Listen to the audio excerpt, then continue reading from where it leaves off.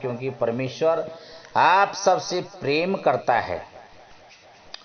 परमेश्वर का वचन कहता है कि चखो और देखो कि ईश्वर अच्छा है। धन्य है वे जो उसकी शरण में आते हैं। जो परमेश्वर के शरण में आते हैं वो धन्य है। परमेश्वर ने कहा कि मैं तेरे डेरे के निकट अपने स्वर्गदूतों का बाड़ा बांधूंगा, मैं तेरे डेरे के निकट कोई दुख नहीं आने दूंगा।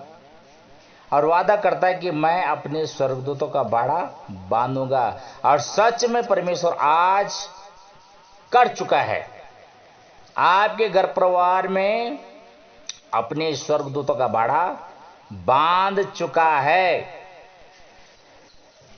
परमेश्वर कहता है कि मजबूत और साहसी बनो, सावधानी से मेरे सेवक मूसा के द्वारा तुम्हें बताए गए सभी नियमों का पालन करो।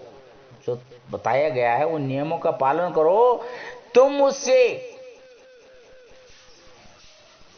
दाएं या बाएं मत घूमो, तब तुम जहां जाओगे वहां सफल हो जाओगे।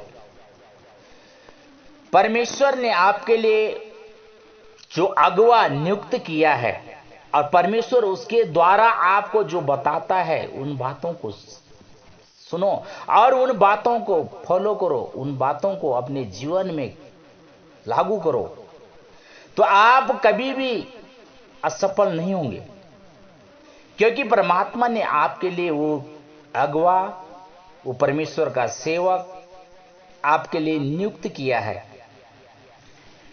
इसीलिए परमेश्वर का वचन कहता है कि तुम जिस डाली पर बने हो उस डाली पर बने रहो।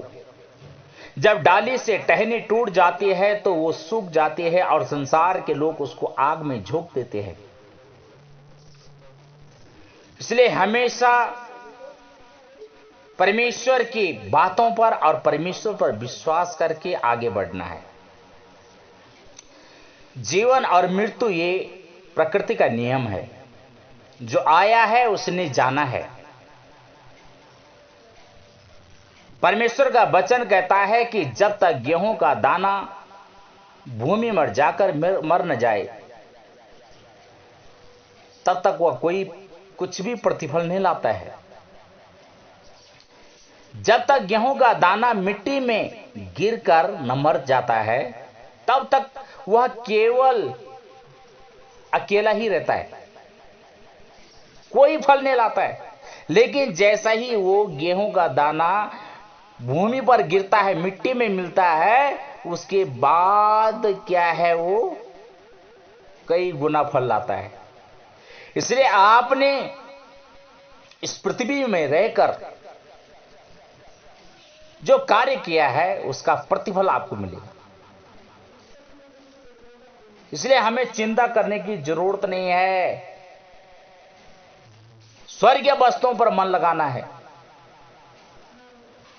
जिस तरह से गेहूं का दाना मिट्टी में मर जाता है और जब वो उगता है तो कई गुना फल लाता है। परमेश्वर का वचन में लिखा है कि जब तक गेहूं का दाना मिट्टी में गिरकर नहीं मर जाता तब तक वह अकेला ही रहता है, लेकिन यदि वह मर जाता है तो बहुत फल देता है। इसलिए हमें चिंता करने की जरूरत नहीं है। विश्वास रखना है परमेश्वर पर। और इस संसार में कोई हमारा दुश्मन नहीं है, कोई हमारा अपराधी नहीं है। सच से प्रेम करो। परमेश्वर का वचन कहता है कि यदि किसी को किसी पर दोष देने का कोई कारण है तो एक दूसरे की सह लो, एक दूसरों की सह लो और एक दूसरे के अपराधों को क्षमा करो। जैसे प्रभु ने तुम्हारे अपराधों को क्षमा किया है वैसे ही तुम भी करो। इसलिए कोई हमारा दुश्मन नहीं है। परमेश्वर ने कहा है वो लहू और मांस का जो मनुष्य है वो तुम्हारा दुश्मन नहीं है, लेकिन जो उसके अंदर बैठा हुआ वो तुम्हारा दुश्मन है। उसके अंदर कौन बैठा हुआ है? अहंकार और घमंड। इसलिए उस अहंकार और घमंड से किस तरह से उसको हराना है, किस तरह से हराओगे आप?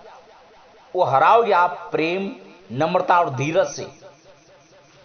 इसलिए प्रेम प्रकट करो, जैसे परमेश्वर ने हमारे साथ प्रेम किया है, हमें भी प्रेम प्रकट करना है। जहां प्रेम है वहां परमेश्वर है।